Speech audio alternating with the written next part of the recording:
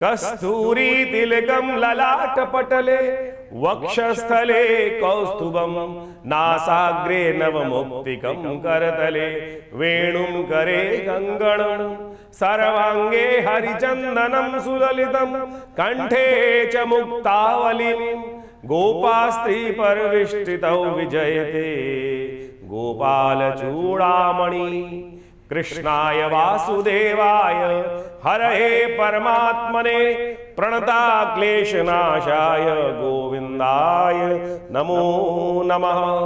25 तारीख का अवसर सोमवार की तिथि है और साथ साथ दशमी तिथि विद्यमान है।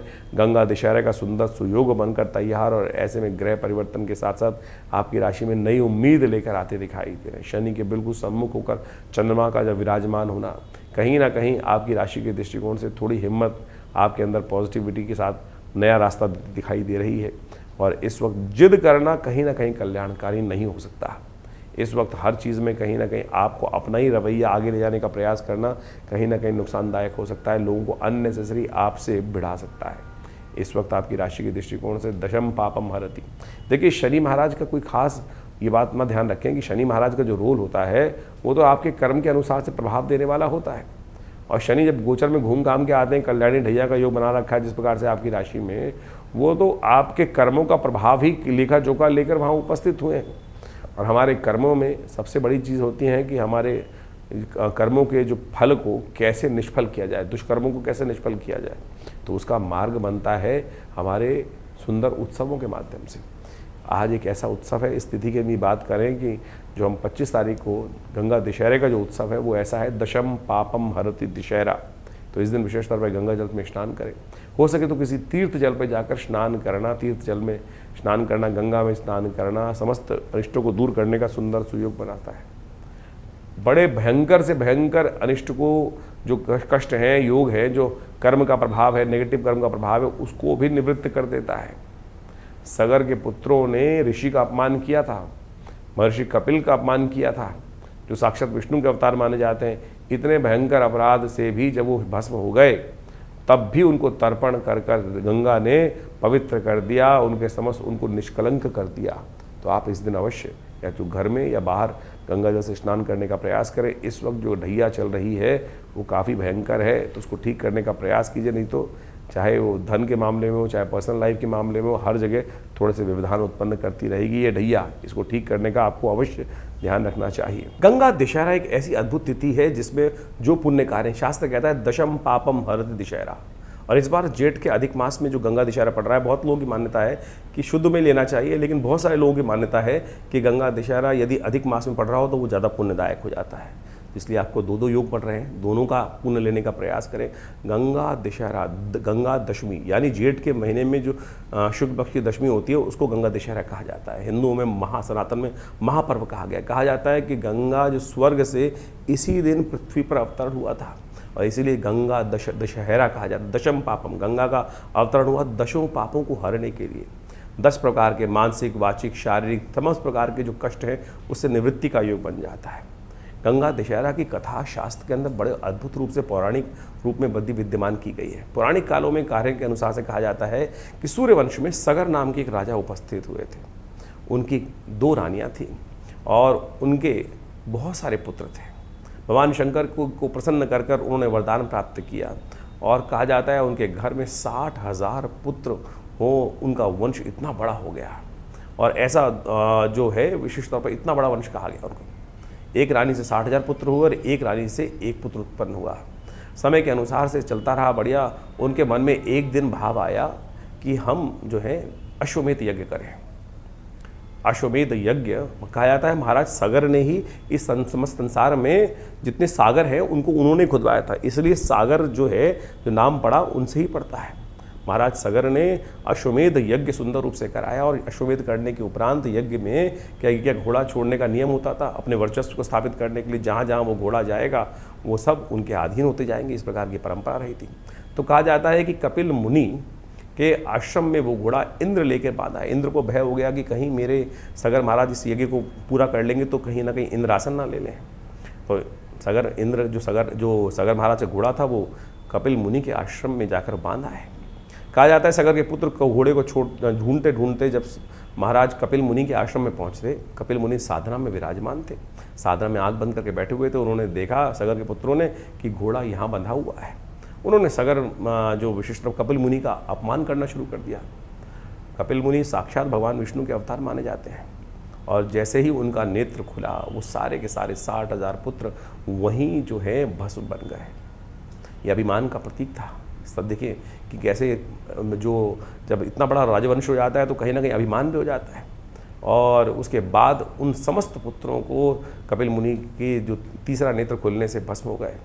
कहा जाता है उनके बाद 3 पीढ़ियाँ उनके उन पुत्रों की जो अस्थियाँ थी उनको किसी प्रकार से तर्पण प्राप्त हो, शांति प्राप्त हो, उसके लिए कार्य करते रहे। तो जो सुंदर आशीर्वाद प्राप्त हुआ, कपिल मुनि जब जागे साधना से तो उन्होंने सगर महाराज पर कृपा करके बताया कि गंगा का अवतरण करो, गंगा के स्पर्श से ही ये जो है इन 60,000 पुत्रों की जो है मुक्ति होने का योग बन सकता है। तो कहा जाता है उसके बाद 2 पीढ़ियाँ लगातार महाराज सगर की गंगा को मनाती रही।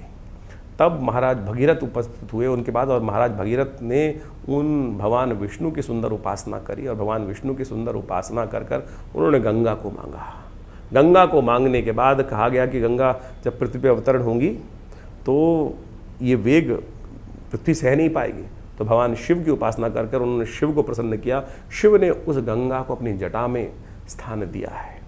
तो वो उस दिन वो जब पृथ्वी पर अवतरण हुआ है उस दिन को खास तौर पर यही कहा जाता है कि वो दिवस जो है वो गंगा दशहरे का दिवस है।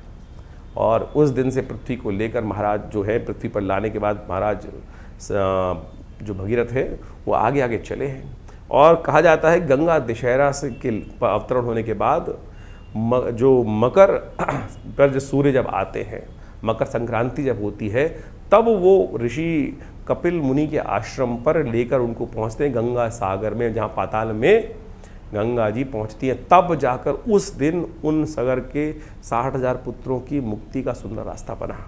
तो ये ऐसी अद्भुत दशम पापम हर, दशों पापों को हरने का सुंदर सुयोग बनता है। इस दिन गंगा जल में स्नान कर लेना चाहिए, दान पुण्य इत्यादि जब ज़्यादा से ज़्यादा करने का प्रयास करना चाहिए। पितरों की निवृत्ति के लिए इस दिन बढ़िया। देखो एक तो पुरुषोत्तम मास चल रहा है, गंगा दशहरा, उसके बाद दशमी का योग बन गया है, जेठ मास की शुक्ल पक्ष की दशमी का, अधिक मास का शुभ योग बन रहा है। तो ऐसे में कोशिश ये करें अपने पितरों के निमित्त, पता नहीं कौन कौन कहाँ से तृप्त है, जो अतृप्त आत्माएं हो सकती हैं, उन सब के निमित्त तर्पण इत्यादि करने का प्रयास करें, जल छोड़ने का प्रयास करें, जो पिंडदान इत्यादि करने का प्रयास करें। गंगा जल में समर्पित भाव से हो सके तो जितना हो सके गंगा में स्नान करने का बड़ा महत्व कहा गया है।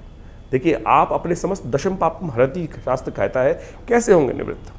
हाथ में गंगा जल में जाके उसमें एक बार डुबकी लगाकर छोड़ दीजिए भगवती के समक्ष अपने आप को। अरे बस तुझ पे समर्पित भगवती। क्या है गंगा? गंगा भगवान विष्णु के चरण का जल है। कहा जाता है कि वो चरणों के से जो जब वामन अवतार के समय में भगवान विष्णु का जो चरण ब्रह्मलोक पहुंचा था, तो ऋषि ने महाराज ने ब्रह्मा जी ने उस जल को धोकर अपने कमंडल में रख लिया था। उन चरण को धोने के बाद वही गंगा जी हैं साक्षात। तो इस दिन जब पृथ्वी पर अवतरण हुआ है उनका, तो ऐसे सुंदर अवसर पर उनमें स्नान करें, अपना पुण्य करें, दान करें, गायत्री जप करें। कोई भी वर्ण का व्यक्ति हो, वो सबको अधिकार है इस प्रकार से अपने पितरों के निमित्त जो कर्तव्य हो सकता है वो अवश्य करने का प्रयास करें। देखिएगा कल्याण का योग बनेगा। ये दशम पापम हरति दशहरा जो योग है इसका अवश्य लाभ लेने का प्रयास कीजिए, अपने पुण्यों को जगाने का प्रयास कीजिए। और क्या होता है, हमसे रोज़ कहीं ना कहीं पाप होते रहते हैं, और ये गंगा दशहरे का सुंदर योग जो बना है, कोशिश ये करें इस दिन अवश्य गंगा जी का स्नान। अगर नहीं जा पा रहे हैं तो क्या करें, कैसे करें? देखिए उसके लिए रास्ता है बहुत सुंदर। आप सबके घर में गंगा जल होगा, गंगा जल लेकर थोड़ा सा अपने पानी में मिला लीजिए और उस जल को सुंदर रूप से उसी से स्नान कर लीजिए। कुछ भ्रांति है लोगों के मनोमस्तिष्क में, कई लोगों ने अधकचरे ज्ञान के कारण से इस बात को उत्पन्न कर दिया है कि गंगा जल है विशिष्ट तौर पर। गंगा जल में आप किसी पानी मिला दोगे तो पूर्ण पानी गंगा जल हो जाएगा, इस बात में कोई दोष नहीं है। कुछ लोगों ने ऐसी भ्रांति फैला दी है कि गंगा जल में तो मिला देंगे किसी और जल में तो वो गंगा जल नहीं होगा, वो तो मदिरा के समान बन जाएगा। ये कहीं भी ऐसा कुछ नहीं लिखा है। कुछ लोगों ने ज़बरदस्ती भ्रांति उत्पन्न करने का प्रयास किया है। हाँ, गंगा जल के संबंध में इस बात जरूर कही जाती है कि यदि किसी की अंत्येष्टि के बाद आप अस्थियां विसर्जन करने के लिए उस गंगा जल को घर में ले आते हैं, आमतौर पर लोग विसर्जन करने के बाद, वो गंगा जल नहीं रखना चाहिए घर में।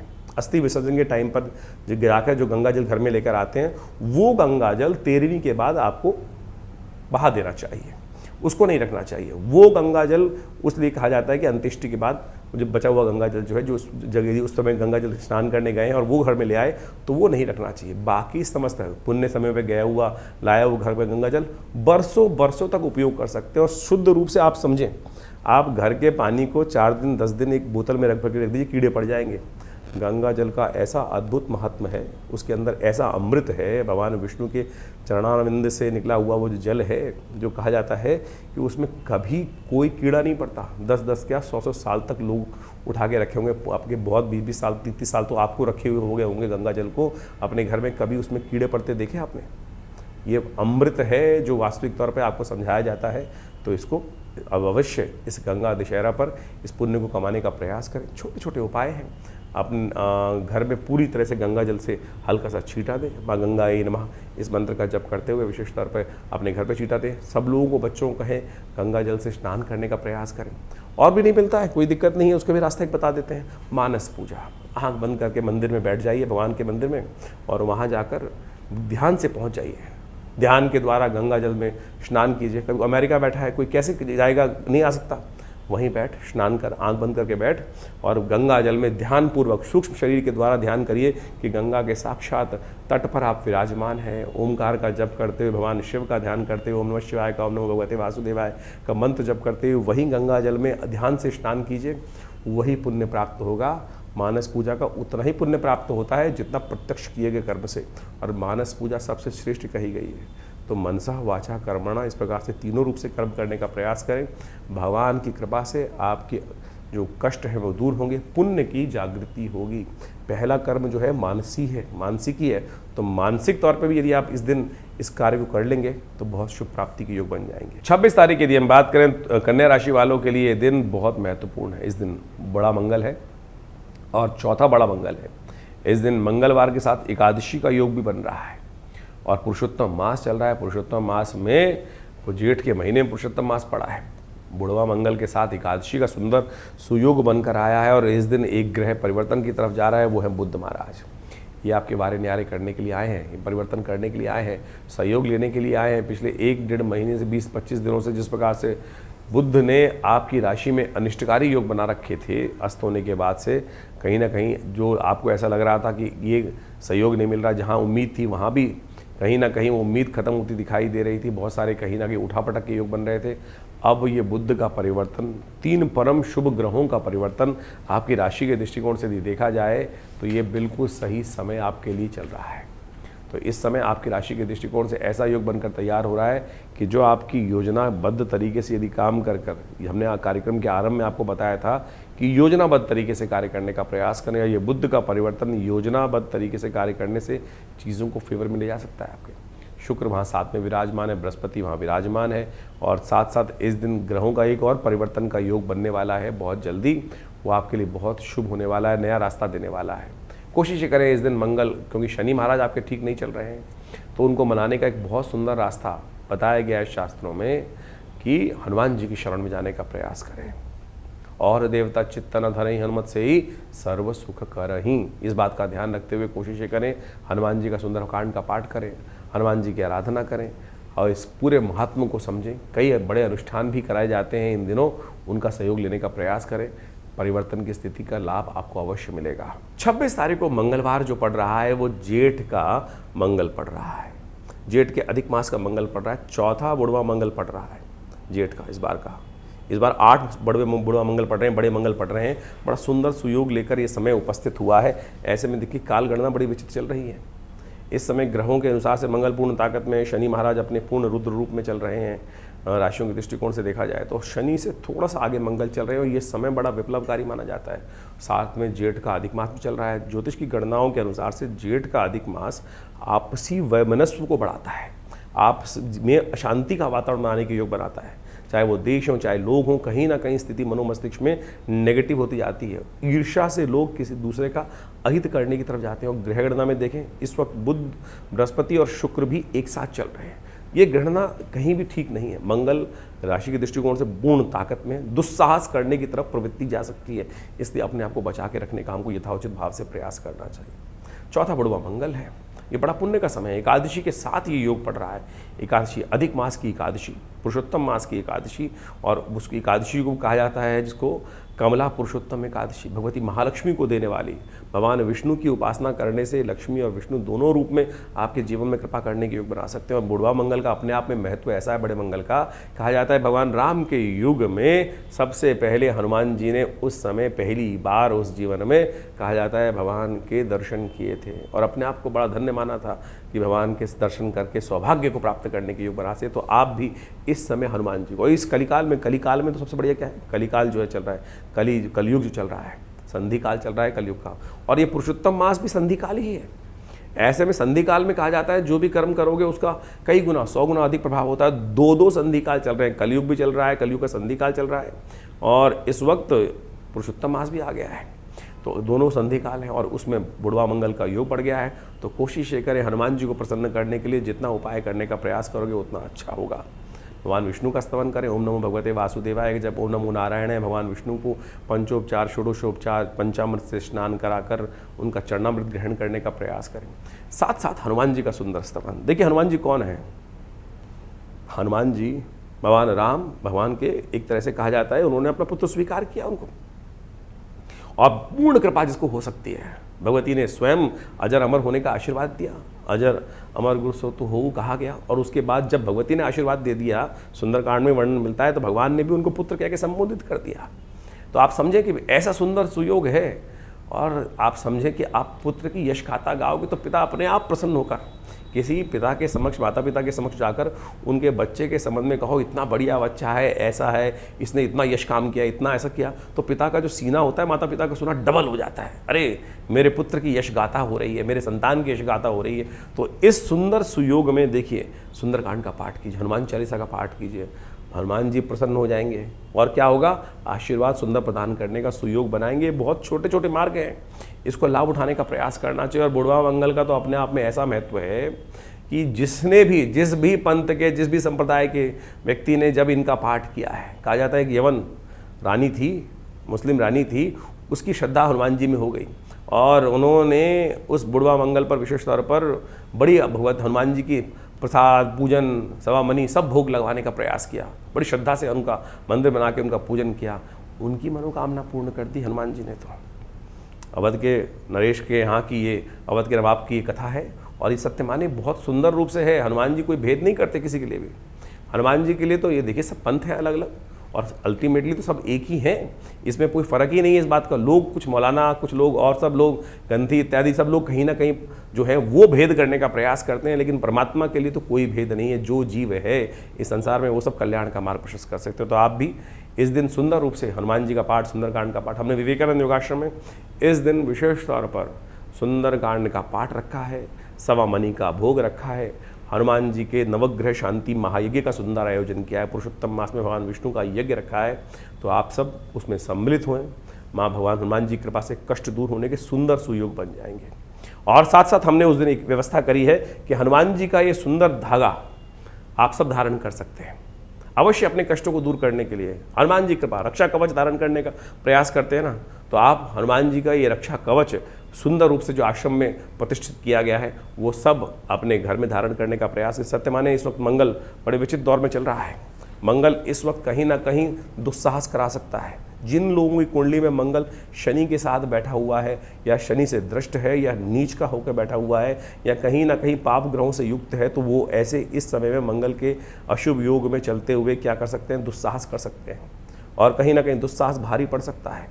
इस वक्त नव तपा चल रहा है, और ऐसे में अग्निकांड का भयंकर योग है, वो कहीं ना कहीं दुर्घटना करा सकता है, और जिनकी 7.5 ढैया चल रही है उनको तो खासतौर पे सावधान रहना चाहिए। तो ये हनुमान जी का सिद्ध धागा धारण कर कर आप तमाम प्रकार से इससे रक्षा प्राप्त करने का सुंदर सुयोग बना सकते हैं। तो अवश्य हनुमान जी का सिद्ध रक्षा धागा धारण करने का प्रयास कीजिए, और उससे आपके बहुत से कष्ट दूर होने के अद्भुत योग बन जाएंगे कि जो शुद्ध रूप से आप कार्य करेंगे, कल्याण होगा। आप भी आइए विवेकानंद योगाश्रम में इस कार्यक्रम में, जो इस पूरे के पूरे जो मंगल पड़ेंगे इस जेठ के महीने में, करीब 4 मंगल और रह जाएंगे, उनमें भी होगा, सुंदर रूप से चल रहा है। और सब लोग आकर यहाँ भगवान हनुमान जी की जो विवेकानंद योगाश्रम में सिद्ध मनोकामना सिद्धि मंदिर में हनुमान जी की सिद्ध मूर्ति है, जिसको आचार्य केशव देव जी ने स्वयं अपने हाथों से प्रतिष्ठित किया। तो आप आइए, उनके दर्शन कर कर उनका लाभ लीजिए, चोला चढ़ाइए, हनुमान की भगवान की कृपा से आपके कष्ट दूर हो। 27 तारीख बुधवार का अवसर कन्या राशि वालों के लिए एक महत्वपूर्ण तिथि है। और क्योंकि भारत के अंदर तो इस वक्त ग्रह गणना देखें तो इस वक्त देखिए हर जगह का पंचांग अलग होता है। यदि भारत की दृष्टिकोण से देखा जाए तो इस दिन एकादशी का पुण्य बन रहा है, लेकिन भारत से जितना आगे चलेंगे वहाँ एकादशी का पुण्य जो है वो अगले दिन ही बनता दिखाई दे रहा है। तो ऐसे में एकादशी का सुंदर सुयोग है, जो है कमला पुरुषोत्तम एकादशी का सुंदर योग बन रहा है। गज केसरी का साथ में योग बनता दिखाई दे रहा है, जो आपके लिए बड़ा सुंदर ग्रहों की स्थिति को उत्पन्न करता दिखाई दे रहा है। ऐसे में आपको बेकार की चिंता से मन को हटाना चाहिए। आपकी राशि में ग्रहों का योग परिवर्तन की तरफ जो जा रहा है वो कहीं ना कहीं आपको सहयोग देने की तरफ आगे बढ़ता दिखाई दे रहा है। सही काम करेंगे तो सही नतीजे अवश्य प्राप्त होने के योग बन सकते हैं और बड़ों का आशीर्वाद समस्त प्रकार के अनिष्टों को दूर करने का योग बनाता है। इस वक्त आपको सिर्फ आशीर्वाद की ज़रूरत है, बड़ों की दुआ की ज़रूरत है। तो इस दिन खास वो दिन है जो ये आने वाले 3-4 दिन बुध परिवर्तन की तरफ जा चुके हैं, शुक्र के साथ बुध बृहस्पति के साथ बहुत सुंदर सुयोग बना चुके हैं। तो आप इस समय का लाभ लेते हुए कार्य करने का प्रयास करें, चीज़ें आपके फेवर में जाने के योग अवश्य बनेंगी। कमला पुरुषोत्तम एकादशी भगवान विष्णु की सुंदर उपासना का विषय है, सुंदर उपासना का दिन है। और कहा जाता है इस कलिकाल में एकादशी का व्रत समस्त अनिष्टों को दूर करके सुंदर रूप से जीवन में कर्मों को सुधार देता है। फिर शनि भी कुछ नहीं कर पाएंगे। हमने एक छोटे से, देखिए हमारी भारतीय संस्कृति में एक बात कही गई अध्यात्म के अंदर, एक छोटा सा पुण्य बड़े से बड़े पाप के भार के ढेर को दूर कर देता है। हम सुबह शाम प्रार्थना करते हैं ना, उस प्रार्थना में कहा जाता है प्रातः सप्त जन्म कृतम पापम स्मरणे न विनश्यति, यानी 7 जन्मों में किए हुए, एक बार का परमात्मा का स्मरण 7 जन्मों में किए हुए अनिष्टों को भी दूर कर देता है। तो फिर कौन सी दिक्कत है इन अनिष्टों को दूर करने के लिए? शनि से घबराइए मत, भगवान विष्णु की सुंदर उपासना करने का प्रयास करें। ये बिल्कुल ये तिथि जो है जो पुरुषोत्तम मास में आती है, सहस्त्र गुना पुण्यों को बढ़ाने का रास्ता बनाती है। गज केसरी योग के दिन शुभ योग आपकी राशि में बन रहा है, नया उम्मीद जाग रही है, परिवर्तन का योग आपकी राशि में बन रहा है। 28 तारीख बृहस्पतिवार का अवसर, द्वादशी तिथि विद्यमान है और साथ में प्रदोष का योग भी बन रहा है। और ये योग आपकी राशि के दृष्टिकोण से ऐसा है, इस दिन एक काम करने का प्रयास कीजिए।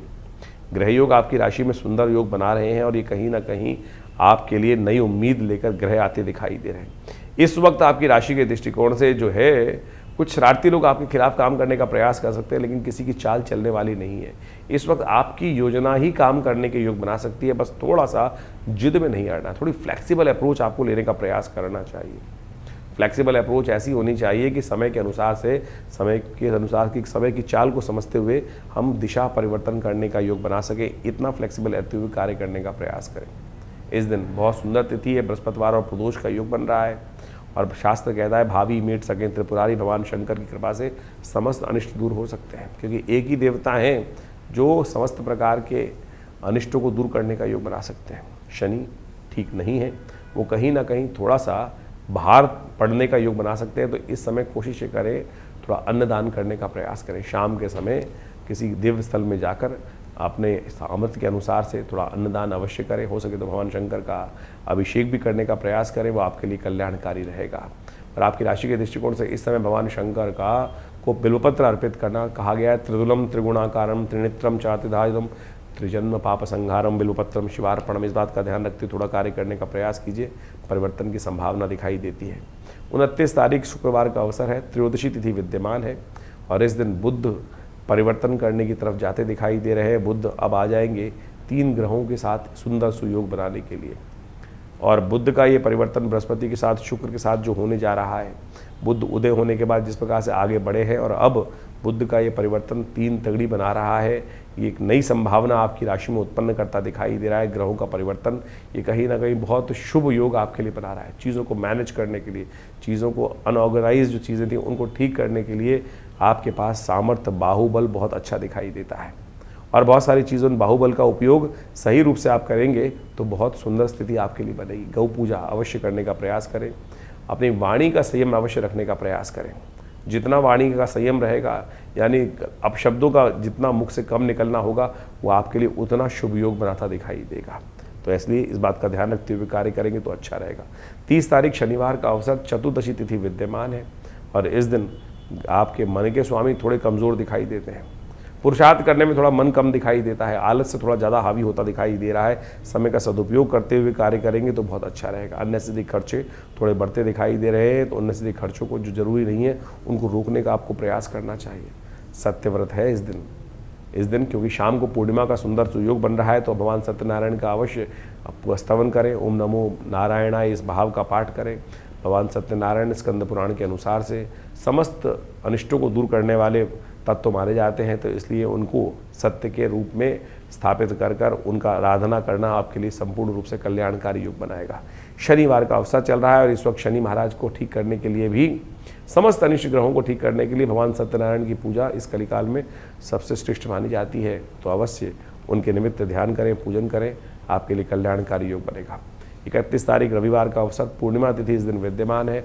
उदय तिथि पूर्णिमा की सुंदर सुयोग बना रही है और आपकी राशि के दृष्टिकोण से जो आपकी राशि मन के स्वामी हैं थोड़ी कमज़ोर स्थिति में चलते दिखाई दे रहे हैं।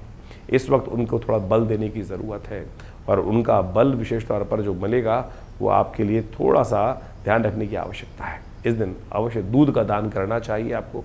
पितरों के निमित्त खीर बनाकर अवश्य इस दिन तर्पण भी करें और साथ साथ कुछ दान पुण्य भी करने का प्रयास कीजिए। आपके लिए ग्रहों का परिवर्तन का योग बनेगा। उदय तिथि पूर्णिमा, हमारे यहाँ भारतीय संस्कृति में कहा गया है पहले पितृ पूजा फिर देव पूजा, तो इसलिए अवश्य अपने दिवंगत आत्माओं की आत्म शांति के लिए, पितृ ऋण से निवृत्ति के लिए ज्येष्ठ के अधिक मास में पड़ने वाले पूर्णिमा के दिन, उदय तिथि पूर्णिमा के दिन अवश्य ब्राह्मणों के निमित्त कुछ दान करने का प्रयास करें, गौ के निमित्त कुछ न कुछ दान पुण्य करने का प्रयास करें, श्वान के प्रति कुछ बलि इत्यादि देने का प्रयास करें। गायत्री का जप समस्त अनिष्टों को दूर करेगा। पुरुषोत्तम मास की जो पूर्णिमा आती है, ये जेठ की जो पूर्णिमा है पुरुषोत्तम मास की पूर्णिमा है जो 31 तारीख को पड़ रही है।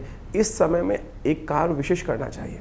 कहा जाता है पुरुषोत्तम मास अपने पितरों की तर्पण के लिए, पुत्रों के ऋण से निवृत्त होने के लिए सबसे श्रेष्ठ माना जाता है। वैसे तो कहा जाता है पूरे के पूरे 30 दिन तक अवश्य अपने पितरों के निमित्त तर्पण इत्यादि करना चाहिए, यज्ञ इत्यादि करना चाहिए, क्योंकि ये काल जो है यज्ञ के लिए, कथा के लिए, तर्पण के लिए ही, पितरों के निमित्त कर्म करने के लिए ही सबसे श्रेष्ठ माना गया है।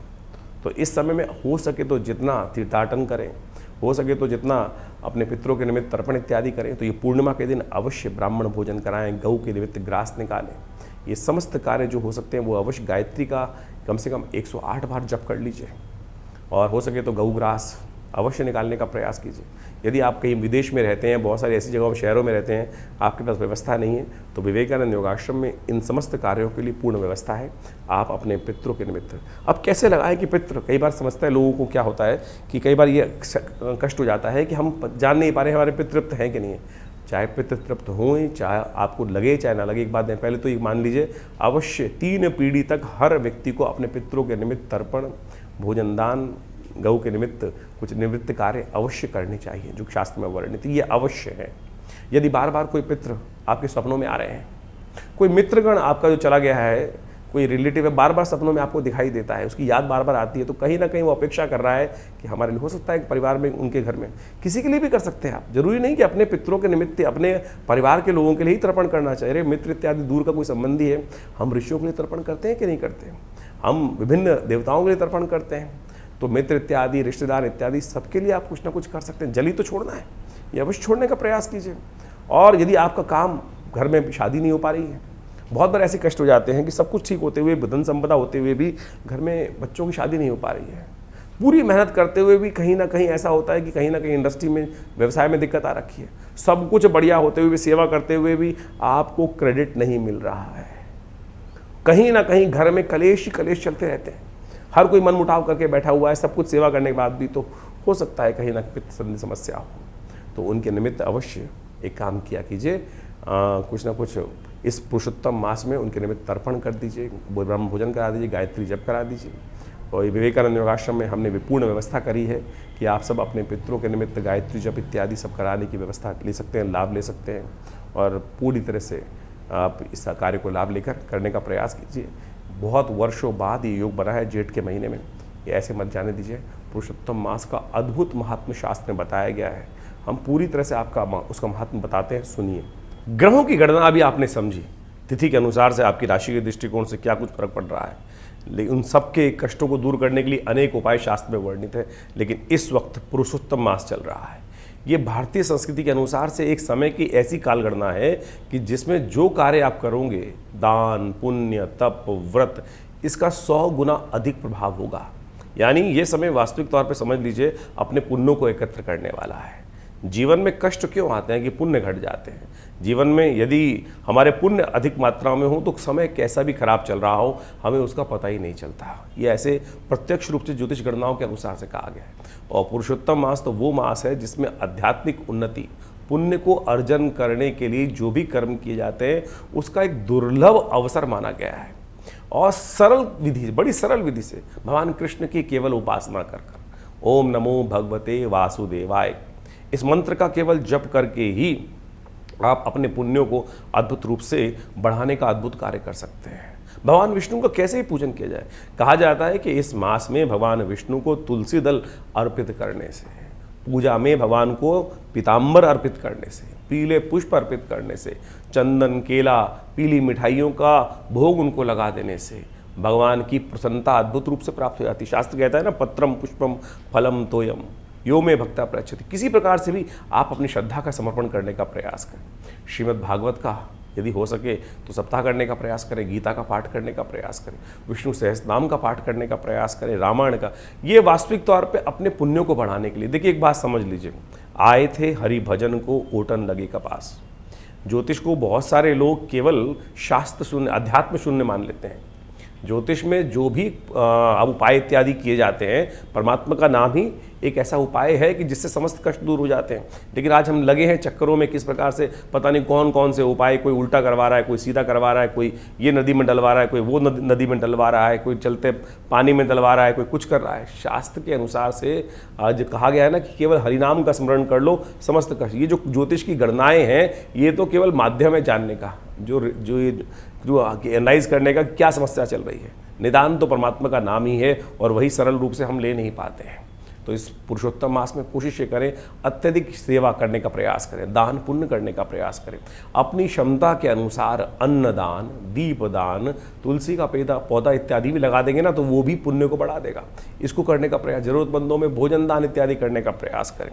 दान बंद करने से, समझ लीजिए, दान बंद करने से किस्मत का ताला है ना वो बंद हो जाता है। इसलिए यथाउचित भाव से जो दान पुण्य करने का प्रयास करें। पता नहीं हमारे पूर्व जन्मों से कौन से कर्म ऐसे हैं जो हमारे साथ चलते चले आ रहे हैं, और पुण्य है तो वो कहीं ना कहीं हमारे को आगे बढ़ाए जा रहे हैं, और पुण्यों का अकाउंट कम है तो कष्ट एक के बाद एक कहीं ना कहीं परेशान करते चले जा रहे हैं। घर में एक तुलसी का पौधा इस महीने अवश्य लगाने का प्रयास करें। ये छोटा सा उपाय है, देखिएगा घर के वास्तु दोष दूर करने के लिए अद्भुत रूप से कष्ट दूर होने के योग बन जाएंगे। पूरे पुरुषोत्तम मास में, जैसे कार्तिक मास में पूजन किया जाता है ना, इसी प्रकार से स्नान कर कर एक दीप दान कर लीजिए। ये छोटा सा उपाय है।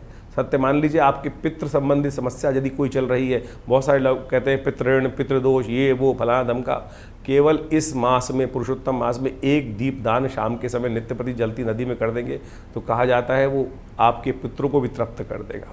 देखिए एक बात और ध्यान रखें, इस पुरुषोत्तम मास में बहुत से कार्य वर्जित कहे गए हैं। विवाह, गृह प्रवेश, मुंडन, जनेऊ इत्यादि जो संस्कार इत्यादि हैं वो बिल्कुल वर्जित माने जाते हैं, उनको नहीं करना चाहिए। क्योंकि इस मास की गणना, ये मलमास माना जाता था पहले, लेकिन जब मलमास पद्म पुराण में बहुत अत्यधिक कथा ही, जब इसके अंदर जो शास्त्र में कहा गया है कि पुरुषोत्तम मास में किया गया कोई भी सत्कर्म कार्तिक मास के समान पुण्य होता है, तो कहा जाता है कि एक बार शास्त्र के दृष्टिकोण से कहा जाता है कि मलमास जिसका नाम पड़ा, जिसमें संक्रांति नहीं आती, यानी जिस मास के अंदर, जैसे आप मान के चलें चैत्र, वैशाख, जेठ, इस सब में एक संक्रांति आती है विशेष तौर पे, लेकिन जिस मास में 32 महीने 16 दिन बाद 4 घड़ी के एक अंतर से एक ऐसा समय आ जाता है कि जिसमें महीना जो है वो ऐसा खत्म हो जाता है कि संक्रांति बीच में पड़ती ही नहीं है। तो जब वही मलमास माना जाता है कि यानी मलमास पड़ गया, तो कहा जाता है कि एक बार भगवान बड़ा परेशान हुआ मलमास कि मुझको मलमास बना दिया गया है।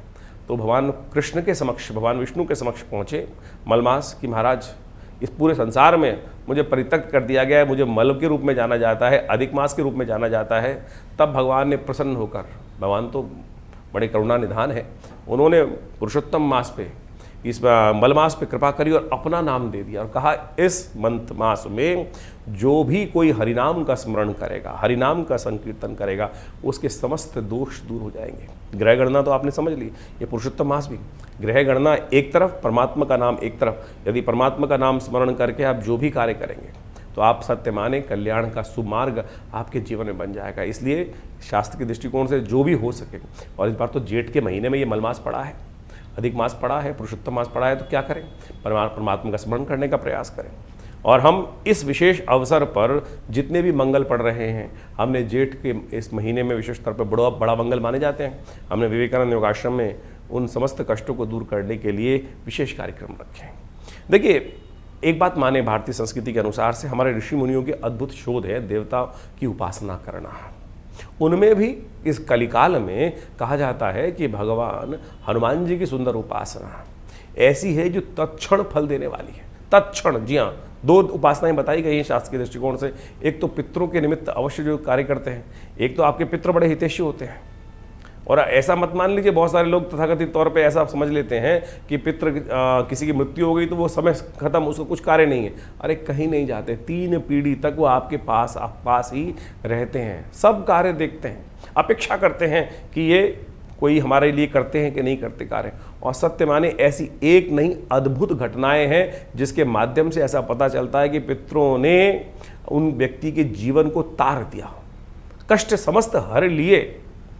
यहाँ तक कि भारतीय शोध विज्ञान के जो ऋषि गण हुए हैं, उन्होंने ही इसके बारे में नहीं लिखा है, बाहर के राइटर्स ने, एनी बेसन ने, डब्ल्यू लेड बीटर ने ऐसी ऐसी पुस्तकें लिखी हैं जिसके माध्यम से आपको समझ में आना चाहिए कि वो पिता जो दिव्य आत्माएं हैं, दिवंगत आत्माएं हैं, वो अद्भुत रूप से कष्टों को दूर करने के लिए आती हैं। एक इनविजिबल हेल्पर नाम से किताब लिखी, हमारे आश्रम से किताब छपी है जिसका नाम है प्रेतात्माओं से मिली है। ऐसी अद्भुत रहस्य की बातें हम लोगों ने उसमें लिखी, शोध की बातें लिखी हैं कि कैसे वो दिवंगत आत्माएं आती हैं और हमारे के जीवन में बहुत सारे कष्ट दूर करके चली जाती हैं। एक व्यक्ति हमारे आश्रम पे आए, बहुत वर्ष पुरानी बात है, मैं बहुत छोटा था, पिताजी के साथ में बैठा हुआ था। फरीदाबाद से एक व्यक्ति आया और उसने पिताजी के समक्ष अपनी बात रखी कि महाराज मुझे ऐसे ऐसे मेरे भाई, जिसकी बड़े भाई की मृत्यु हो गई थी, और वो सपने में आकर कुछ भाव बता के गया है। पिताजी ने कहा पूरी बात बताओ क्या हुआ। महाराज मैं ऐसे सो रहा था एक दिन, और सोते हुए क्या हुआ कि मुझे ऐसा लगा कि भाई आवाज़ दे रहा है, उठ जल्दी उठ भाई। उसकी भाई की मृत्यु हो गई थी और आवाज़ आई उसको भाई की, भाई उठ जल्दी उठ, घर में चोर आए हुए। वो खट से उठा और उसने देखा, इसे उठ के, पुराने ज़माने की बात है, करीब 30-35 साल पुरानी बात बता रहे हैं आपको हम, और खटपट हुई होगी। तो क्या हुआ कि वो जो बाहर थी भैंस इत्यादि बंधी हुई थी, उसको खुली भैंस मिल गई, और जैसी खटपट हुई होगी, उठा होगा, तो वो चोर भाग गया। यानी भैंस जो उसको चुरा के ले जा रहे थे जो लोग, वो छोड़कर भाग गए। उसको कुछ दिन बाद फिर वही सोते हुए आभास हुआ कि भाई की आवाज़ आ रही है कि भाई चिंता मत कर। उस बड़े भाई की एक बेटी थी जिस शादी योग्य थी, और छोटा भाई बड़ा परेशान था कि अब पैसे है नहीं इतने, शादी कैसे करूँगा। और उसने पिताजी को आके बताया कि ऐसे ऐसे आभास हुआ है कि बड़े भाई ने मुझे कहा है सपने में आकर कि ये काम कर ले, इस काम में बहुत फ़ायदा होने वाला है, तो आगे जाकर इस काम में कर ले, और जो पैसे आए उसको शादी में लगा दिया। वो पूछने आया पिताजी से हमारे कि भाई ऐसा काम, मुझे ऐसा आभास हुआ है, इसको करना चाहिए नहीं करना चाहिए।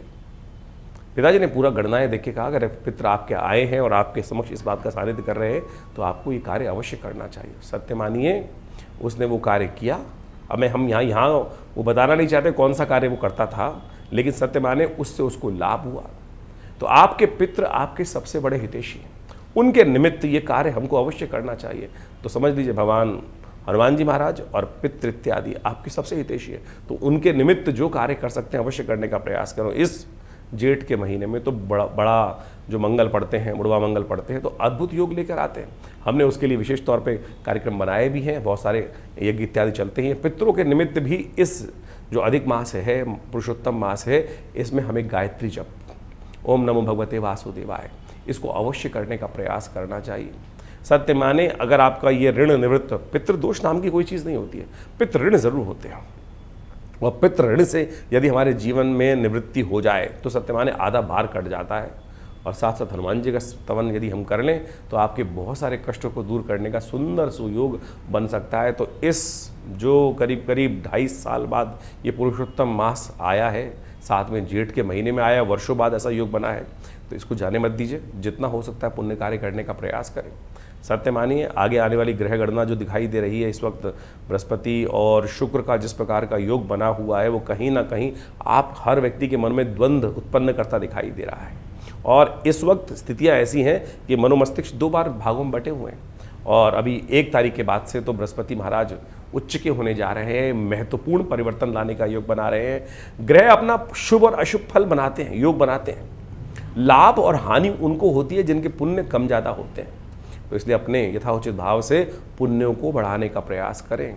यदि ग्रह थोड़े हल्के भी होंगे ना, तब भी वो समय आपको पार करके ले जाएगा। और ग्रह बहुत अच्छे चल रहे हो और किसी व्यक्ति के पास पुण्य ही ना हो तो फिर क्या मिलेगा उसको। तो इसलिए ये न कि न प्रकारेण संसार में अपने पुण्यों को हमें बढ़ाने का प्रयास करना चाहिए। बहुत सारे लोग तथाकथित तौर पर आपके बरो मस्तिष्क में कुछ प्रश्न चिन्ह डाल देंगे, कटाक्ष उपस्थित करने का प्रयास करेंगे, सदमार्ग पर चलने को रोकेंगे। तो उन भ्रांतियों में ना फंसें। इस संसार में, तुलसी संसार में भांत भांत के लोग, पुण्य होगा तो अच्छे लोगों के साथ जुड़ जाओगे, और नहीं तो इस संसार में हर शाख पे ऐसे बदमाश बैठे हैं जो आपके लिए कहीं ना कहीं गड्ढे खोद के तैयार कर रहे हैं। और जब वक्त खराब आता है तो व्यक्ति उसमें फंस जाता है। और वक्त सही हो तो आप समझे, तुलसी बाबा ने जिस प्रकार से रामायण में कहा है ना, बिन हरि कृपा मिल ही नहीं संता। हरि कृपा कब होती है? जब हमारे पुण्य जागते हैं। तो इसलिए इस समय में आप कोशिश ये करें, पुण्य जगाने का प्रयास करें, ज्योतिष को इसी प्रकार समझने का प्रयास करें। नहीं तो फिर दुकान है, नग बेचने की दुकान ज्योतिष नहीं होनी चाहिए। मंत्र जप आप स्वयं करें। हम समस्त चीज़ें आपके समक्ष बड़े खुलकर बताने का प्रयास करते हैं, शास्त्र विधि के अनुसार से बताने का प्रयास करते हैं। इस ज्योतिष को पौराणिक मत के अनुसार से ही समझें। समस्त ज्योतिष के निदान, पंचांग, ये सब जितनी भी चीज़ें हैं वो पुराणों के साथ, अध्यात्म के साथ, भारतीय वेद विज्ञान के साथ जुड़ी हुई हैं। तो इसी प्रकार से वो समझने का प्रयास करें। आज हर दूसरा आदमी ज्योतिष के साथ जुड़कर अनेक अनेक प्रकार से अपने अपने कहीं बहुत अनेक कितने उपाय कोई करा रहा है। कोई वास्तु ठीक कराने में लगा हुआ है, कोई कुछ ठीक कराने में लगा हुआ है। हम वास्तु की बात भी इस बात करना हम चाहते हैं, इस बारे में बताना चाहते हैं कि लोग आज आते हैं और 5-5 लाख, 2-2 लाख, 4-4 लाख की चीज़ों को बताकर और पता नहीं कैसे कैसे वास्तु को ठीक करने का प्रयास करते हैं। भारतीय संस्कृति में गृह प्रवेश जब करते हैं तो सबसे पूजन जब करते हैं, सबसे गृह आरंभ करते हैं, तो सबसे पहले वास्तु शांति कर दी जाती है। वास्तु शांति हो गई और उसके बाद फिर वास्तु दोष कैसे रह सकता है? अगर किसी विद्वान ब्राह्मण ने, पंडित जी ने आपके घर में वास्तु गृह आरंभ करते वक्त वास्तु शांति करा दी और उसके बाद आपने गृह प्रवेश के टाइम पर भी वास्तु को स्थिर कर लिया, फिर कैसे आपके जीवन में, आपके घर में कोई इस प्रकार के दोष हो सकते हैं? इसलिए इन भ्रांतियों से हटें। और बहुत सारे लोग 3 पैर के मेंढक, 4 पैर के मेंढक और पता नहीं क्या क्या कौन कौन सी चीज़ें घर में लगा के ला देते हैं। हमने तो ऐसा देखा है कि बहुत सारे, जो इतना बड़ा आदमी उतना ज़्यादा लोगों को उसको बनाने के लिए बहुत सारे जो है शातिर लोग कहीं ना कहीं घूमते रहते हैं। एक व्यक्ति मेरे आश्रम पे आए बहुत साल पहले, मुझे याद है, मतलब वो, मैंने बोला क्या करते हो? ये हवन में आए थे, रविवार के सुबह हवन में। बोले जी हम वास्तु दोष ठीक करते हैं लोगों का। मैंने क्या करते हो? कुछ वीडियो दिखाए उन्होंने, पता नहीं छत पे जाकर कौन सा एंटीना लगा रहे थे, कोई कुछ और लगा रहा था, कोई कुछ और लगा रहा था, लोहे की किस किस प्रकार की चीज़ें। ये सब की सब चीज़ें जो हैं आपको कहीं ना कहीं भ्रांति में डालती हैं ज्योतिष के दृष्टिकोण से। तो वास्तु शांति करनी है तो गृह आरंभ के टाइम पे ठीक कर लो, घर में वास्तु पूजा करा लो, आपके ग्रह अपने आप ठीक होंगे। कभी कभी अपने घर में पूजा पाठ, यज्ञ इत्यादि करवाया कीजिए।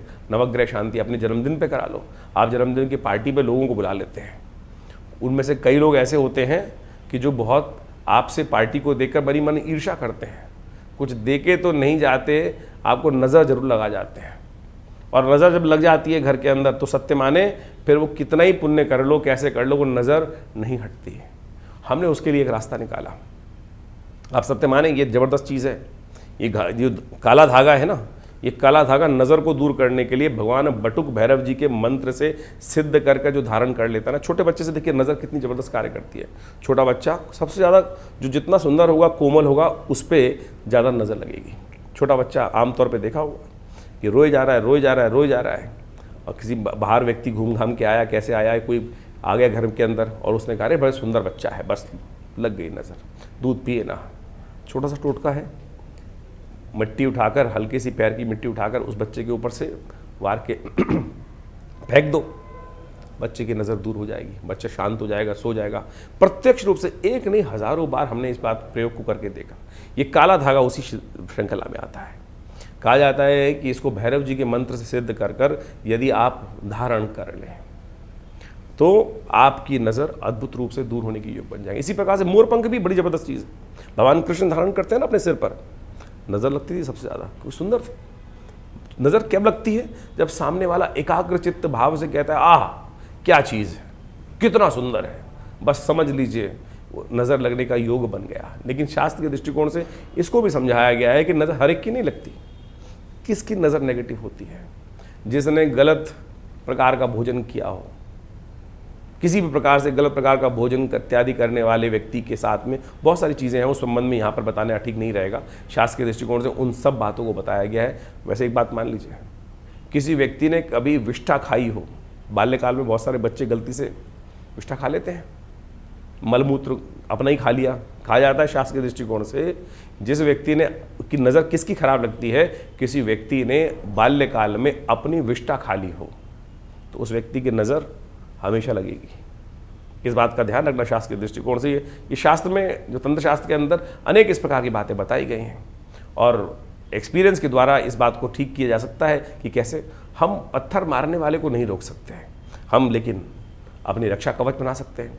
तो एक काला धागा ही एक छोटी सी चीज़ है, जिसको आप बांध लेंगे तो सत्य माने आपकी नज़र जो है वो नहीं लगेगी। तो इस प्रकार से बहुत छोटी छोटी चीज़ें हमने शास्त्र के दृष्टिकोण से बताई हैं, तो आप उन सबको समझें, करें, कृपा प्राप्त होगी। भगवान की कृपा से आपकी हमेशा रक्षा होगी। और विवेकानंद योगाश्रम में तो हमने बहुत सारे मंत्रों पर शोध किया, मंत्र विज्ञान के द्वारा बहुत सारे कार्य किए।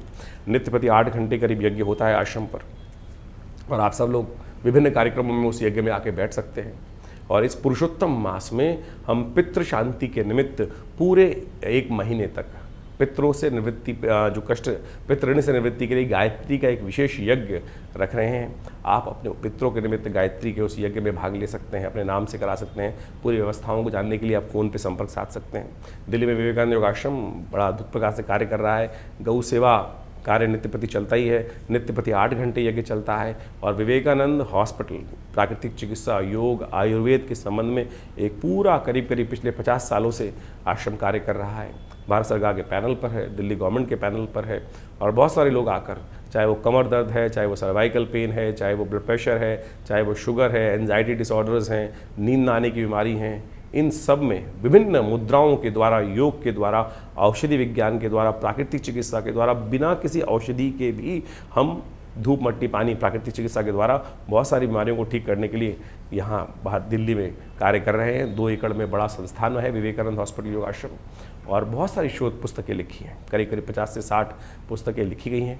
इन सब कार्यों को लगातार लोगों के समक्ष रख रहे हैं। आप भी आइए, जुड़िए हमारे साथ। विभिन्न कार्यक्रम जो समय समय पर होते हैं, हम आपके साथ उनके साथ आश्रम में आकर जुड़ सकते हैं। भगवती कृपा, और सबसे बड़ी कृपा, सबसे बड़ी चीज़ जो है, माँ भगवती का अद्भुत दिव्य श्री विग्रह विद्यमान है विवेकानंद योगाश्रम में, जो 500 साल पुराना है। जी हाँ, 500 साल पुराना दिव्य श्री विग्रह, जो मुल्तान से, पाकिस्तान में मुल्तान से एक व्यक्ति लेकर आया। और आज हमारा सौभाग्य है कि इतना दिव्य श्री विग्रह भगवती का हमारे विवेकानंद योगाश्रम में आचार्य केशव देव जी के द्वारा आज से करीब 65 साल पहले प्रतिष्ठित किया गया। तो आप भी आइए, उनके दर्शन कीजिए, 500 साल पुराने भगवती के श्री विग्रह के, दिव्य श्री विग्रह के। तो उनकी कृपा से हज़ारों लोगों ने अपनी मनोकामना पूर्ण करी है। आप भी उनके सानिध्य में बैठकर यज्ञ इत्यादि करें।